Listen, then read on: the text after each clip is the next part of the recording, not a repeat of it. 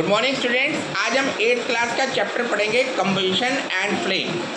Combustion का मतलब होता है दहन और फ्लेम का मतलब होता है ज्योति या लो। तो इसी चैप्टर को लेकर अब हम स्टार्ट करते हैं। तो चैप्टर है in chapter 5 you should that coal and petroleum used in the fuel. आपने देखा है कि कोल और पेट्रोलियम होता है, उसे हम ईंधन के रूप में प्रयोग करते हैं। You use different kinds of the fuels at home. हम कई तरीके का ईंधन घर पर प्रयोग करते हैं। जैसे आपने घर पे ईंधन यूज़ किया होगा, मिट्टी का तेल हो गया, लकड़ी हो गई, गोबर हो गया, गोबर गैस हो गई, ठीक है। तो ये सारी चीज़ जो हमारी प्रयोग की जाती है ईंधन के रूप में। तो in industries and for the running the automobiles, industries और ऑटोमोबाइल्स में हम फ्यूल का प्रयोग करते हैं। मशीनों को चलाने के लिए हमें ईंधन का प्रयोग करना पड़ता है। Wood, kerosene and LPG liquid petroleum gas are use for the heating and the cooking. Liquid petroleum gas LPG प्रयोग की जाती है किसी चीज़ को गर्म करने के लिए और कुक करने के लिए, पकाने के लिए। Petrol, diesel and natural gas are use to run the automobile. Petrol को, डीजल को, नेचुरल गैस होती है, इसको हम ऑटोमोबाइल्स में यूज़ करते हैं, गाड़ियों में यूज़ करते हैं। Coal and the various petroleum product are use in the various industries. Coal और इसी तरीके से बहुत से प्रोडक्ट कई इंडस्ट्रीज में प्रयोग किए जाते हैं। अब आता है combustion. What is combustion? Combustion का मतलब होता है दहन, किसी चीज़ का जलना। You must have observe that the candle Burns with the flame.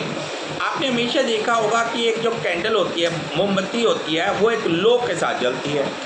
Also the LPG use to cook the food burns with a blue flame. ऐसे जब हम एलपीजी को जलाते हैं तो एक नीले रंग की लो निकलती है। But coal does not burn with the flame, लेकिन कोयले में किसी भी तरीके की लो नहीं होती। During burning of the combustion a fuel reacts with the oxygen present in the air giving out heat and the light. कोई भी ईंधन जब हम जलाते हैं तो वह ईंधन ऑक्सीजन की उपस्थिति में गर्म होकर एक तरीके की रोशनी प्रदान करता है। It is A compressor release of the energy, जिससे कि ऊर्जा निकलती है। तो इसलिए जो फार्मूला होता है वो होता है फ्यूल ईंधन प्लस ऑक्सीजन, ये निकालता है carbon dioxide plus water plus energy. तो ये प्रयोग हो जाता है, इससे क्या आ जाता है, इससे कार्बन डाइऑक्साइड आ जाती है, पानी और एनर्जी का उत्पादन होता है। Magnesium on the burning giving the magnesium oxide. ऐसे मैग्नीशियम जलता है तो मैग्नीशियम ऑक्साइड देता है। हीट इज द लाइट, जो गर्मी और जो रोशनी होती है, चारकोल कोयला होता है। Coal on the burning produce carbon dioxide heat in the light. इसी तरीके से जब कार्बन को जलाया जाता है तो कार्बन डाइऑक्साइड निकलती है, गर्मी निकलती है और लाइट उत्पादन होता है। The substances that burn to produce heat in the light are called the fuel. जो पदार्थ हम प्रयोग करते हैं जलाने के अंदर, वो हमारे प्रयोग ये देते हैं हीट एंड लाइट, ऊष्मा और रोशनी। The substances that burn to produce heat and light are called the fuel and said to be combustible. और इसे कंब्यूस्टेबल कहा जाता है। कंब्यूस्टेबल मतलब जो चीज़ दहन हो गई, जल गई। And the substances that do not burn to produce heat and the light. और जो सब्सटेंसेस हीट और लाइट नहीं देते, said to be the non combustible, उसे नॉन कंब्यूस्टेबल कहते हैं। मतलब उसका दहन नहीं होता। दहन मतलब जलना। फ्यूल में भी सॉलिड, लिक्विड और द गैसेस स्टेट्स। जो फ्यूल ईंधन होता है गैस की फॉर्म में हो सकता है, लिक्विड की फॉर्म में हो सकता है और गैस की फॉर्म में हो सकता है। Charcoal, coal, wood extra the solid fuel. कोयला और लकड़ी ये सॉलिड फ्यूल कहलाते हैं। Kerosene, petroleum, diesel extra are the liquid fuel. और कैरोसिन तेल, जिसे हम मिट्टी का तेल कहते हैं, पेट्रोल कहते हैं, डीजल कहते हैं, ये लिक्विड फ्यूल होते हैं। LPG and the CNG extra are the gases fuel. LPG and CNG ये गैसेस फ्यूल होते हैं क्योंकि ये गैस की फॉर्म में होते हैं, गैस की तरीका की मात्रा में होते हैं। सॉलिड फ्यूल है easy to store but difficult to use. जो सॉलिड फ्यूल होते हैं इसे आसानी से हम स्टोर तो कर सकते हैं, लेकिन इसे मुश्किल से प्रयोग किया जाता है। जैसे मैं कोयला यूज़ कर रहा हूँ तो कोयला जलाने में मुझे काफ़ी समय लगेगा, लेकिन जो गैस होती है वो बहुत फास्ट चलने शुरू हो जाती है। Gases fuels are easy to use, क्योंकि गैसेस फ्यूल को आप आसानी से प्रयोग कर सकते हैं। बट डिफ़िकल्ट टू स्टोर, लेकिन इन्हें स्टोर करना बड़ा डिफ़िकल्ट होता है। अब इन्हें स्टोर करना डिफ़िकल्ट क्यों होता है?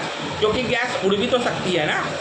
तो LPG and the CNG are compressed to high pressure and then stored in the sealed cylinder. इसलिए एलपीजी और सीएनजी होती है, इसे सिलेंडर के अंदर स्टोर किया जाता है और इसे सिलेंडर में सील्ड कर दिया जाता है। In case of the leakage gases fuels में बी डेंजरस, और अगर सपोज कर लो इसमें लीकेज हो जाए तो गैसेस फ्यूल खतरनाक होता है। Liquid fuels can be stored and use easily, जबकि लिक्विड फ्यूल को हम आसानी से स्टोर कर सकते हैं और आसानी से प्रयोग कर सकते हैं। You learn that oxygen that is the air is necessary combustion to take place. जैसे आपको पता है कि ऑक्सीजन की बहुत अधिक आवश्यकता होती है किसी भी चीज़ को जलाने के लिए। It mean that oxygen is the supporter of the combustion. इसका मतलब ऑक्सीजन एक सपोर्टर है जिस चीज़ को दहन करने में। बिना ऑक्सीजन के कोई भी चीज़ नहीं जलेगी। The condition necessary for the combustion are, दहन करने के लिए हमें क्या क्या चीज़ों की आवश्यकता है। Presence of the combustion substances that is a substance that burn, एक सब्सटेंस जिसे जलाया जा सके। Sufficient supply of oxygen, oxygen की सफिशिएंट सप्लाई हो। सपोर्टर ऑफ द कंबशन, उसको जलाने में आवश्यक चीज़ जैसे कि ऑक्सीजन। इग्निशन टेम्परेचर, एक ऐसा टेम्परेचर जिस पर कोई चीज़ दहन हो सके। Attachment of the minimum temperature to which the combustion substance has to be heated to start working, और एक ऐसा टेम्परेचर जहाँ पर कोई चीज़ जलना शुरू हो जाए। Is there is adequate amount of oxygen और the air fuels burn completely with the blue flame. अगर कोई भी चीज़ ऑक्सीजन हवा में एक नीली लो के साथ जलती है, for example LPG gas stove burns with the blue flame. LPG gas stove होता है, ये नीली फ्लेम के साथ जलता है। Incomplete combustion take place when the supply of oxygen insufficient and the burning take place with the yellow the smoky flame. अगर किसी चीज़ का दहन पूर्णता नहीं होता तो उसकी लो येलो कलर की होगी या स्मोकी फ्लेम होगी, मतलब उसमें धुएं जैसी लो निकलेगी। दिस मीन दैट एयर और the oxygen necessity of combustion to occur. This also means that in order to extinguish the fire, supply of the oxygen should be कम। तो इसीलिए जो किसी भी चीज़ को जलाने के लिए ऑक्सीजन की आवश्यकता है, और अगर ऑक्सीजन नहीं होगी तो वो चीज़ पूर्णता नहीं जलेगी। Recall your experience that when the clothes of the person catch fire, जब किसी इंसान के कपड़ों को आग लग जाती है, person covered in the blanket to cut off the supply of oxygen to extinguish fire, तो हम उस केस में क्या करते हैं, उस इंसान को एक कंबल उड़ा देते हैं। कंबल उड़ाने का मतलब ये होता है कि ऑक्सीजन उस इंसान के बॉडी तक नहीं पहुंचती और आग रुक जाती है। तो कंबल का मेन प्रयोग ये होता है कि वो उसको ऑक्सीजन को पहुंचने नहीं देता, क्योंकि दहन किसकी हो रहा था, ऑक्सीजन की उपस्थिति में दहन हो रहा था। The minimum temperature required for the substance to catch fire is called the ignition temperature. तो कोई भी वस्तु एक ऐसा टेम्परेचर मिनिमम जिस पर वो जलना शुरू होती है उसे इग्निशन टेम्परेचर कहते हैं। Any combustible substance cannot catch fire or burn as long as its temperature lower than is the ignition temperature। कोई भी चीज़ तब तक नहीं जलती जब तक कि उसका इग्निशन टेम्परेचर, एक ऐसा टेम्परेचर ना मिल जाए जब तक वो चीज़ ना जले। A matchbox does not burn by itself at room temperature। एक मैच बॉक्स, माचिस की तीली तब तक नहीं जलती जब तक उसे रूम टेम्परेचर नहीं मिलता। A match stick different substances at the different ignition temperature, अलग अलग सब्सटेंसेज के अलग अलग टेम्परेचर होते हैं। In order to burn the wood और the coal, fire is started by using the paper और द कैरोसिन ऑयल। तो इसी तरह पेपर और कैरोसिन ऑयल का भी एक इग्निशन पॉइंट होता है। This is because the paper and kerosene oil has the low ignition temperature then the wood and the coal. जो आपका पेपर कागज़ होता है और लकड़ी होता है उसका कम इग्निशन पॉइंट होता है। बनी को पेपर कोयल ऑयल प्रोड्यूसेस हीट। अब कागज़ और पेपर को हम जलाते हैं तो उससे ऊर्जा उत्पन्न होती है। Which has wood the coal to attain the ignition temperature, जिससे वो उसका एक इग्निशन टेम्परेचर देता है। The substances that have very low ignition temperature can catch fire with the flame are the called the inflammable substances. जो substance जिसका कम ignition temperature होता है वो इनफ्लेमेबल सब्सटेंसेज रहती है, मतलब अज्वलनशील वस्तु कहलाएगी। You learn that in order to control the fire the supply oxygen और the air should be cut off. तो इसीलिए अगर हमने फायर को कंट्रोल करना है तो हम उसका इग्निशन जो टेम्परेचर है उसको कट कर दे, उसको रोक दे, उसके बीच में कोई बदलाव कर दे। Also, the temperature combustion material should be brought below its the ignition temperature. Call how firemen extinguish the fire.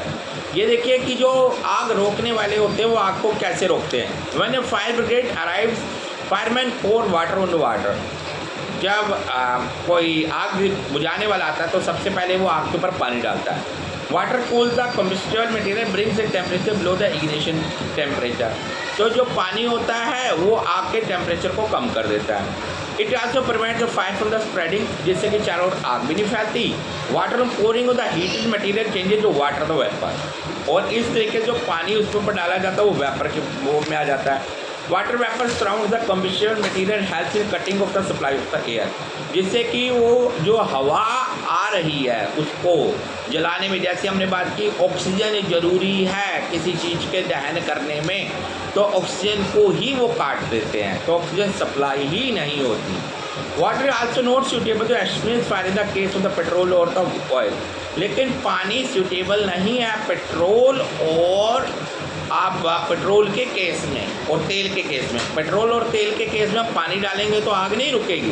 This is because the water is heavier, क्योंकि पानी भारी होता है दैन पेट्रोल, और the oil and sinks below the oil and the oil on the top keeps on the burning.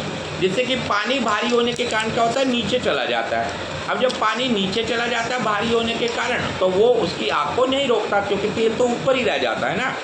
तो जिस चीज़ के ऊपर पानी ऊपर चला जाए तो उसका इग्निशन पॉइंट को काट देगा, लेकिन पानी भारी होने के कारण वो तेल के नीचे बैठ जाएगा.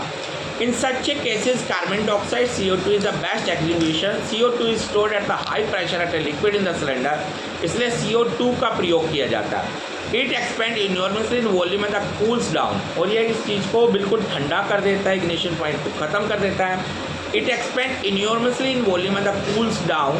It forms a blanket around the fire and its contact with the fuel oxygen is cut off. इसी तरीके से हम कंबल का भी प्रयोग करते हैं किसी भी टेम्परेचर्स को कम करने के लिए. Next type of the combustions. अभी कम्बेशंस कितनी प्रकार के होते हैं, दहन कितने तरीक़ों का होता है. Recall how your mother Burns the gas stove. She brings the burning matches boxes or the gas lighter near the gas stove and the gas burns rapidly. आप याद कीजिए, आपके घर में जब भी गैस जलाई जाती है तो आपकी माता जी गैस के पास तीली को ले जाती है, मैच स्टिक्स को ले जाती है. Such type of combustion called the rapid combustion. इसे रैपिड कम्बेशन कहते हैं. रैपिड होते हैं तीव्रता, हिंदी में अगर मैं कहूँ तो तीव्रता, जो चीज़ जल्दी जलना शुरू होती है. White the phosphorus and the allotropes of the phosphorus catches fire at the room temperature. ऐसे ही phosphorus होता है, ये room temperature पर जल्दी जल जाता है. Such type of combustion which a material suddenly bursts into flame. तो ऐसा चीज़ जिसके अंदर कोई भी चीज़ फ्लेम के रूप में जल जाए without applying any apparent case is known as the spontaneous combustion. इसे spontaneous combustion कहते हैं. जो भी चीज़ रूम टेम्परेचर बल जाए बिना किसी और सपोर्ट के, तो उसे कहते हैं स्पॉन्टेनियस कम्बेशन. और factual like Diwali of burning a cracker suddenly reaction take place in the chemical mixture stored in the cracker which result in the evolution of the heat. तो इसी तरीके से अगर हम मटेरियल्स की बात करें दिवाली के ऊपर, तो दिवाली के ऊपर पटाखे बहुत जल्दी जल जाते हैं और साउंड बहुत जल्दी आती है. तो ये जो साउंड होती है ये उसके अंदर जो केमिकल स्टोर होता है उसके कारण ये फटाफट जलती है और रिएक्शन करती है. A large amount of the gas is also liberated in the process, और इस तरीके से गैस निकलती है. And this such type of the combination is called the explosion, जिसे एक्सप्लोजन्स कहते हैं. Flame. LPG Burns with a blue flame. LPG एक ब्लू फ्लेम से जलती है. The substance such as molten wax, kerosene oil and the camphor that are the vaporized during the burning burns a flame. जो कि kerosene में और कैम्फर्स में होता है और जो एक फ्लेम का रूप ले लेता है. A flame has following 3 zone. लो के 3 जोन्स होते हैं. पहला लो लुमिनियस जोन्स, पहले को लो लुमिनियस जोन्स कहते हैं. It is the inner most zone and it is dark in colour. ये इनर मोस्ट जोन होता है और ये डार्क होता है. A very small amount of the oxygen is present there, और इसमें बहुत कम ऑक्सीजन प्रेजेंट होती है. Also is the coolest part of the flame. इसे coolest part of the flame कहते हैं. जैसे मैं आपको ये मोमबत्ती दिखा रहा हूँ, कैंडल्स देखिएगा, तो कैंडल्स के अंदर सबसे अंदर का पार्ट होगा, that is the black part. ठीक है, तो इसमें ऑक्सीजन नहीं पहुँचती, ये वाला पार्ट ठंडा होता है। तो कई बार आपने देखा होगा कि मोमबत्ती जल रही हो तो लोग उसके अंदर फिंगर्स लेकर चले जाते हैं, उसकी उंगली नहीं जलती। उसकी उंगली इसलिए नहीं जलेगी, उसमें ऑक्सीजन ही नहीं है। जब ऑक्सीजन नहीं है तो रिएक्शन नहीं करेगी, तो उसकी उंगली पे कोई फ़र्क ही नहीं पड़ेगा। फ़र्क कहाँ पड़ेगा? आप उसको को फ्लेम के सबसे ऊपर उंगली रखो, फ्लेम के सबसे ऊपर उंगली नहीं रखेगा। क्यों नहीं रखेगा? क्योंकि फ्लेम के सबसे ऊपर उसको ऑक्सीजन मिल रही है, और ऑक्सीजन आपको पता है रिएक्शन करती है। ऑक्सीजन रिएक्शन करती है तो टेम्परेचर हाई होगा। तो मोमबत्ती के सबसे ऊपर वाला पार्ट जहाँ पे उंगली रखी जाती है, आपका हाथ फटाफट जलेगा। लेकिन मोमबत्ती के सबसे बीच वाला पार्ट जिसको ब्लैक होता है, वहाँ पे आपकी उंगली जल ही नहीं सकती। तो जादूगर भी यही करते हैं, मैजिशियन भी यही करते हैं। वो मोमबत्ती जलाते हैं और उसके अंदर से बार बार उंगली को पार करके दिखाते हैं आपको। आप सोचते सर जला ही नहीं, है ना? तो अगली बार मैजिशियन को क्या कहिए, उसको कहिए को फ्लेम के सबसे ऊपर रखो आप। तो दिस इज अ साइंस, हम समझते नहीं है साइंस को। ओके, आप भी कभी मोमबत्ती जलाकर देखिएगा, उसमें एक ब्लैक पार्ट दिखेगा अंदर वाला। क्योंकि ब्लैक पार्ट क्यों है? क्योंकि वहाँ तक ऑक्सीजन जा ही नहीं पा रही है ना। ऑक्सीजन जा ही नहीं पाई तो जगह ठंडी ही रहेगी, गर्म तो रहेगी ही नहीं। Then the luminous zone, it is the middle zone of the flame and is more visible part. ये middle part होता है और invisible होता है। It contains the carbon particles that glow at the high temperature. इसमें carbon particles होते हैं and emit light that impart a yellow color to the flame, और ये येलो कलर देता है फ्लेम को। फिर आपका आ गया invisible zone. As the name suggests, it is a invisible part of the flame. ये invisible part of the flame का in this zone complete combustion takes place. या कंपेशन होता है। यार carbon particle change in the carbon dioxide gas, या फिर carbon particle carbon dioxide gas में change होते हैं। It is the hottest part of the flame. ये हॉटेस्ट पार्ट होता है, जो मैंने कहा सबसे ऊपर वाला part, that is the hottest part. In luminous zone some particle do not burn at all and move out in the gases. Luminous में कुछ पार्टिकल्स जो होते हैं ये गैसेज फॉर्म में आ जाते हैं। Also particle that do not burn completely form the carbon dioxide gas.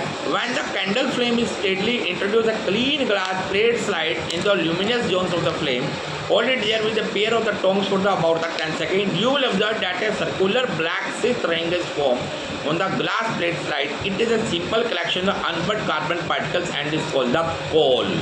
अब इसके अंदर भी एक एग्जांपल देखिए गया सामने फ्लेम्स का।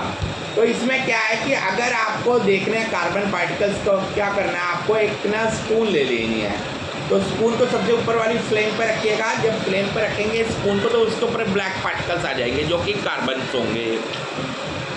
Introduce a portion of copper wire just outside the flame, that is the non-luminous zone. What do you observe? You will observe that the portion of copper wire gets the red hot. It indicates that the luminous zones of the flame has a high temperature. ऐसे अगर आपने इसको फिर check करना है तो आप इसको एक तरीके से चेक कर सकते हैं कि आप एक कॉपर की तार लीजिए, सबसे ऊपर वाले फ्लेम पर रखिए, तो आपकी जो फ्लेम हो जाती है वो रेड कलर की हो जाएगी, जो ये दिखाएगी कि इसका ये हाई टेम्परेचर है। अब आता है fuel. Fuel is any material that is burned with the alerted in the order to obtain the energy. Fuel क्या होता है? फ्यूल एक टेम्परेचर होता है जिसके ऊपर कोई भी एनर्जी मिलती है। एक ऐसे टेम्परेचर बर्न होता है जिससे एनर्जी मिलती है। अब एक क्रैक्सिंग द गुड फ्यूल, एक अच्छे ईंधन की क्वालिटी क्या होती है? एक अच्छे ईंधन की क्वालिटी ये होती है कि ईंधन पूरी तरीके से जल जाना चाहिए, उसमें कुछ बचा नहीं रहना चाहिए। जैसे जो जितना ज़्यादा अच्छा जलेगा, जैसे मैं बात करता हूँ पेट्रोल जितना ज़्यादा अच्छा जलता है जल के ख़त्म हो जाता है। इसका मतलब उसकी जो एनर्जी है, ठीक है, वो बहुत ज़्यादा है। सो क्रैक्स गुड फ्यूल, अच्छे फ्यूल की क्रैक्स्टिक्स क्या होती है? इट शुड लाइट इजली, ये बहुत जल्दी जल जाता है। It should burn steadily, that is not explosive, ये एक्सप्लोजिव नहीं होता। It should produce large amount of heat, इससे बहुत ज़्यादा हीट निकलती है। हाई क्लोरोफिक वैल्यू होती है। अब इससे हम जो क्लोरोफिक वैल्यू होती है वो होती है एनर्जी पॉइंट, जिसके ऊपर कोई चीज़ पूर्णता जलती है। It should not leave any ash behind, जिसके पीछे कोई ऐश ना रह जाए, राख ना रह जाए। जैसे पेट्रोल जलाते हो तो उसमें कोई राख नहीं आती। It should not cause pollution and self to control, और इसमें कोई पोल्यूशन नहीं होता, और सेफ होता है ट्रांसपोर्ट करने के लिए, जो चीज़ आसानी से ट्रांसपोर्ट की जा सकती है। It should not cause pollution and safe, it should be cheap and readily available, ये सस्ता होना चाहिए और जल्दी से अवेलेबल होना चाहिए। It should be easy safe to store and cheap available, it should be easy and safe to transport, और इसे आसानी से ट्रांसपोर्ट किया जा सके। अब हम कुछ फ्यूल्स की वैल्यूज़ पढ़ते हैं। जैसे काउ डंग केक का कितना है क्लोरीफिक वैल्यू? 6000 से 8000। लकड़ी की 17,000 से 22,000 होती है, कोल की 25,000 से 33,000 होती है, क्योंकि कोयला जलने के बाद क्या होता है, कार्बन छोड़ देता है। पेट्रोल की 45,000 होती है, कैरोसिन 45 क्योंकि पूर्णतः जल जाते हैं। डीजल की 45, मैथीन की 50,000, सीएनजी की 50,000, एलपीजी की 55,000 होती है, बायोगैस की 35,000 से 40,000 होती है और हाइड्रोजन की 1,50,000 होती है। Means more calorific value, more value of the energy, ज़्यादा एनर्जी मिलती है। अब आ जाता है fuel efficiency. A good fuel should have the good high fuel efficiency. एक अच्छे ईंधन की एक अच्छी एफिशिएंसी होती है। It is measured by the calorific value of the fuel. इसे क्लोरीफिक वैल्यू से माना जाता है। Calorific value of the fuel is defined the amount of the heat involved in the kilo joule when 1 gram of fuel is burn completely to form the carbon dioxide gas and the water. तो इसका मतलब होता है किसी भी ईंधन को आपने जलाया तो वो कितना किलो जूल्स दे रहा है। Its unit the kilo joule, इसकी यूनिट्स किलो जूल्स में मानी जाती है। और hydrogen the higher calorific value, hydrogen की सबसे ज़्यादा क्लोरीफिक वैल्यू होती है जो हमने पढ़ी थी 1,50,000। Harmful product of the combustion. अब कुछ प्रोडक्ट्स बहुत खतरनाक होते हैं दहन प्रक्रिया में। Fuels like wood, coal and petroleum of the combustion release unburnt carbon particles. जैसे लकड़ी, कोयला होता है, पेट्रोलियम होता है, ये अनबर्न पार्टिकल्स होते हैं which can lead respiratory problem like the asthma, जो अस्थमा की प्रॉब्लम कर सकते हैं। इसलिए जब लकड़ी को जलाया जाता है, कोल को जलाया जाता है, हमें सांस की बीमारी हो जाती है। Soot produces a burning and candle is a suspended particle matter and affects the respiratory system। इसी तरीके से हम कैंडल को जलाते हैं तो वो भी हमारे रिस्पायरेटरी सिस्टम पर इफेक्ट डालता है, इसीलिए मोमबत्ती के पास नहीं बैठना चाहिए। हम चल पड़ते हैं कैंडल लाइट डिनर करने। What is the meaning of candle? आप कैंडल्स जला रहे हैं, इतनी हैवी कैंडल्स जला रहे हैं, लोग खाना खा रहे हैं, और जब खाना खा रहे हैं तो नेचुरली बात है कि वो लोग खा रही है, आपकी बॉडी में जा रही है ना। तो कैंडल्स को दूर रखना चाहिए हमेशा। घर पर भी जलाओ तो दूर रखो कैंडल्स को कभी पास में नहीं रखना चाहिए। इनसफिशिएंट सप्लाई द ऑक्सीजन और the air formation carbon monoxide takes place. इसमें कार्बन मोनोऑक्साइड होती है। It is a poisonous gas, जो एक जहरीली गैस होती है। If coal is burned in the closed room, अगर कोयले को एक बंद कमरे में जला दिया जाता है, that it can kill the person sleeping in that room, तो वहाँ लोगों को मार देगा, क्योंकि इसमें क्या होता है, मीथेन गैस होती है। तो कभी भी अगर आपने कमरा बंद करना है, आग जलाकर सेकना है, कमरे को गर्म करना है, तो एक खिड़की ज़रूर खुली छोड़िए ताकि धुआं बाहर निकलता रहे, नहीं तो मीथेन गैस बन जाती है। More fuels of combustion release carbon dioxide in the atmosphere, और कई जो फ्यूल्स होते हैं कार्बन डाइऑक्साइड रिलीज करते हैं atmosphere. Increase concentration carbon dioxide in air causing global warming, और अगर कार्बन डाइऑक्साइड बढ़ती रहेगी तो हमारी ग्लोबल वार्मिंग हो जाएगी। Fuel such as the petrol, diesel and the coal contain the sulphur of the nitrogen. जैसे फ्यूल पेट्रोल, डीजल और कोल होते हैं, इसमें सल्फर और नाइट्रोजन होती है। These are burning give the sulphur dioxide and nitrogen dioxide, जो nitrogen dioxide देता है, which is extremely suffocated and corrosive damage corrosive gases। Oxide और सल्फर और nitrogen dissolving the rain water leads to acid rain, और sulphur और nitrogen बरसात से मिलकर एसिड रेन पैदा करता है। डेट मीन्स जो स्टोन बिल्डिंग, ये स्टोन जो बिल्डिंग्स होते हैं उनको ख़राब कर देती है, फॉरेस्ट को ख़राब कर देती है, मेटालिक प्रोजेक्ट को ख़राब कर देती है। जैसे आपने देखा होगा कि ताजमहल के पास फैक्ट्रीज बंद कर दी गई, इसी कारण से बंद कर दी गई क्योंकि वहाँ पर रेनी एसिड्स हो रही थी, तो जो निकलता था पॉइजनस गैसेस, केमिकल गैसेस, वो हवा में मिल जाती थी और बरसात के रूप में वापस आती थी। बरसात के रूप में आने कर वो ताजमहल के ऊपर गिरती थी, जिससे कि ताजमहल को ख़राब कर रही थी। Their use of the petrol and diesel in automobile is being replace by CNG। इसलिए आजकल के समय में हम ऑटोमोबाइल्स में भी जो है CNG का प्रयोग कर रहे हैं, पेट्रोलियम और डीजल को हटा रहे हैं। As it produce the harmful product in very small amount, क्योंकि पेट्रोल और डीजल भी हार्मफुल जो प्रोडक्ट्स होते हैं वो उत्पन्न करते हैं। बहुत ही इंटरेस्टिंग चैप्टर था। नेक्स्ट टाइम हम एक नई वीडियो के साथ आएंगे, एक नए चैप्टर्स को लेकर। थैंक यू एवरीवन, इस चैप्टर को डिटेल में समझिएगा जरूर। Thank you.